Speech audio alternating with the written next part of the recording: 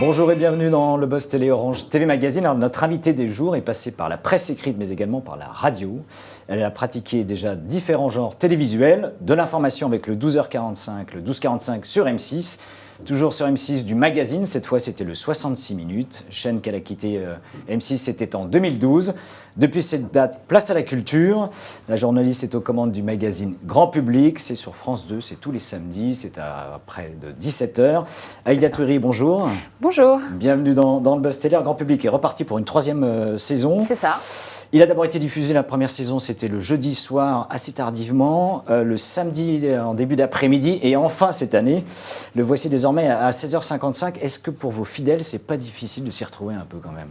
Mais écoutez, c'est les joies de la programmation, mais on est toujours là après 3 saisons, donc effectivement, on peut effectivement noter ces changements d'horaire, mais on est toujours là le samedi, même 2 fois le samedi, puisque vous pouvez regarder les meilleurs moments de Grand Public avant de découvrir les inédits Grand Public. Et nous avons aussi une diffusion pour les Noctambules le mercredi soir aux alentours de minuit, juste après l'émission d'Alessandra Sublet. Donc, on ne peut pas dire qu'on n'est pas exposé. Mais quand même des horaires un peu chahutés au fur et à mesure de la programmation Pas régulier, mais voilà, vous pouvez venir à n'importe quel rendez-vous. Je vous propose 3 rendez-vous, vous venez à celui que vous voulez. Alors, samedi dernier, le 11 octobre, le magazine n'a séduit que 413 000, je crois, téléspectateurs, 4,6% de part de marché, de part d'audience, pour quelques chiffres. Est-ce que vous êtes déçu ou pas ? Vous attendiez finalement à une rentrée plus difficile pour le magazine ? Alors la semaine d'avant, on était à plus de 5%, plus de 500 000 téléspectateurs. Après la rentrée, c'est vrai qu'on fait une rentrée en douceur, mais exactement comme la rentrée de l'année dernière et exactement comme la rentrée de l'année d'avant. C'est-à-dire qu'effectivement, à partir du moment où on installe un nouveau rendez-vous, finalement un nouvel horaire, effectivement, il faut le temps que les gens puissent s'habituer à ce nouvel horaire. Donc c'est vrai qu'on a toujours des démarrages un peu comme celui que vous citez là, un peu en douceur. Et puis au fur et à mesure de la saison, en général, ça décolle. En tout cas, on a un noyau de fidèles, on termine la saison en général à peu près 1 million de téléspectateurs par semaine. Alors pour cette rentrée, vous avez tout changé, changé d'horaire, changé également de décor, également de formule. On n'a pas encore changé de présentatrice, vous l'aurez noté. C'est bien noté, ouais. Est-ce que ça veut dire quoi ? Le magazine avait déjà vieilli alors qu'il n'a que 3 ans ? Non, je crois pas. Alors pourquoi tout changer ? Non, parce qu'en fait, je pense qu'effectivement, on essaie de s'adapter aussi à ce nouvel horaire et puis à la nouvelle ligne éditoriale, parce qu'on peut en parler de cette ligne éditoriale. On s'est dit qu'effectivement, on allait à 17h, au moment où les gens sont plus nombreux devant leur télévision. C'est un public plus familial même, vous diriez ? Un public plus familial et plus de monde devant la télévision à 17h. Donc on s'est dit, autant élargir encore davantage le public, encore plus grand public. Donc ça veut dire plus pédagogique aussi ? Plus accessible ? Oui, plus pédagogique, plus accessible et plus grand public, donc traiter vraiment de tous les sujets. Alors les téléspectateurs, on l'a bien compris, vont devoir reprendre leurs habitudes au fur et à mesure de la diffusion du magazine. Je leur fais confiance, ils savent faire. France 2 vous laisse du temps, est-ce que c'est l'avantage du service public, c'est qu'on a le temps pour s'installer ? Oui, tout à fait. Puis France 2 étant à l'origine de la programmation, oui, bien sûr qu'ils sont au courant, ils nous laissent le temps. Au contraire, ils nous encouragent beaucoup puisque quelque part on remplit aussi une mission de service public. Alors, vous ne regrettez pas, donc finalement M6, avec le 66 minutes, qui continue bien à fonctionner. Est-ce que la culture, c'est quand même une place difficile à la télévision ? Écoutez, je crois qu'il ne faut pas regarder en arrière. En tout cas, ce n'est pas mon cas. Je ne suis pas de ceux qui se disent « Oh, c'était mieux avant ». Effectivement, j'ai fait un choix que j'assume. 66 minutes, c'était une très belle émission que j'ai contribué à lancer. Ça reste aujourd'hui une belle émission. C'est de très belles performances encore. Tout à fait. Alors, la culture à la télévision, pour répondre à votre question, effectivement, elle existe sous différentes formes. Et celle que je prône aujourd'hui et celle que je défends, c'est vraiment celle du reportage, parce qu'on peut effectivement aborder la culture via des débats, comme le fait par exemple Frédéric Tadei. On peut aborder la culture de différentes manières, et je trouve que le reportage, en tout cas, ça me correspond bien. Le magazine, c'est une forme qui me correspond bien, et d'ailleurs, quand j'étais aux commandes du 12-45, on avait à chaque fois un sujet culture. Après, c'est vrai que sur 1 minute, c'est quand même très court pour aborder la culture, la musique, le théâtre, la danse, etc. Donc aujourd'hui, je trouve que j'ai plus de place, en tout cas, pour le faire, et on me laisse plus de choix et plus de temps. Voilà. Alors, dans un autre registre, vous avez également co-animé, c'est sur France 2, avec Patrick Sébastien, la fête de la musique, 2 années, je crois. Oui, c'est la 2e année, tout à fait. Marseille et Montpellier. Est-ce que ce duo va se poursuivre ? Je ne sais pas. Vous ne savez pas, c'est un peu trop tôt ? Oui, c'est un peu trop tôt, parce qu'on est quoi ? On est en octobre et c'est au mois de juin, donc il faut laisser passer l'hiver. Et est-ce que c'est facile d'exister ? On voit un Patrick Sébastien, c'est débonnaire à chaque fois, qui prend facilement la parole, qui occupe le devant de la scène. C'est difficile de coexister avec lui dans ce type d'émission ?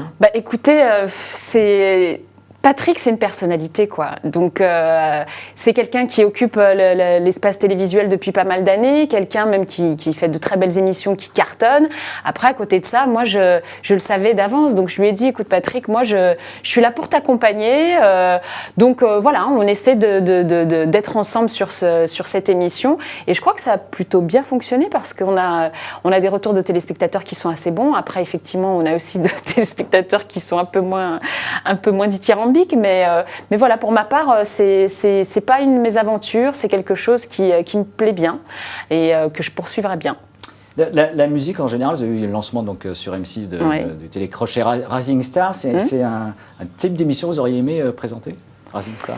Pas forcément. C'est très loin de... Pas forcément, parce que moi je viens du news et c'est vrai que Rising Star c'est vraiment du divertissement pur, quoi. Alors après, le faire avec Patrick ponctuellement sur un événement comme la fête de la musique, pourquoi pas, mais le faire toutes les semaines, je suis pas sûre que ça soit un format qui me corresponde au fond.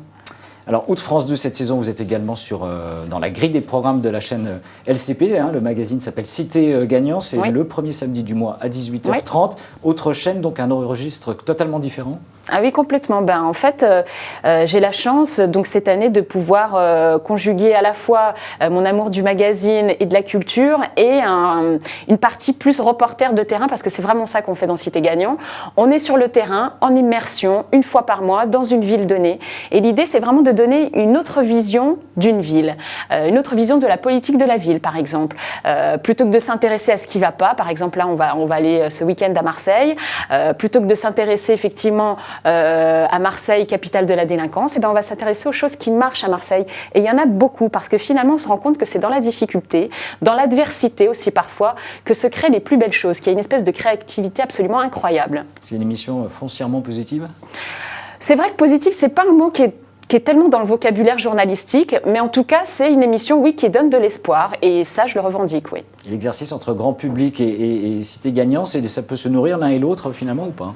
Vous êtes sur des registres? Ça peut, mais c'est vrai que c'est assez différent quand même. Après, c'est vrai que dans grand public, j'avais la chance aussi d'aller à la rencontre d'artistes, donc on faisait aussi de l'immersion avec les artistes, mais là, c'est vraiment plus du reportage de terrain avec des personnes qu'on peut croiser dans la rue, qui ne sont pas des artistes, mais que j'ai vraiment beaucoup de plaisir à rencontrer, et d'aller en province aussi comme ça, de rencontrer des gens de Toulouse, de Strasbourg, de Marseille, ça me change pas mal de ce que je peux faire par ailleurs en rencontrant des Robert Redford, des Woody Allen et Vanessa Paradis, quoi.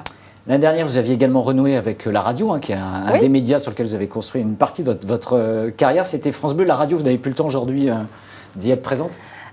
Pas en tout cas sous la forme que je... C'était un magazine hebdomadaire? C'était une émission d'entretien hebdomadaire sur France Bleu tous les samedis. Et c'est vrai que cette saison, je me suis laissé le temps, en fait, à la fois d'installer ce nouveau format de grand public et de commencer cette nouvelle émission Cité Gagnant. Après, l'avenir nous dira ce qu'il nous réserve. Vous n'avez pas dit non à la radio? Ah non, j'ai pas dit non. Aïda Toury, merci. On vous retrouve, je rappelle, donc tous les samedis à 16h55 pour être précis. Le samedi, c'est un peu ma journée, vous l'aurez noté. J'ai bien compris, voilà. Le samedi. Donc pas de week-end pour Aïda Toury. Et nous nous retrouvons dès demain avec un nouvel invité. Merci encore, très bonne journée. Merci à vous.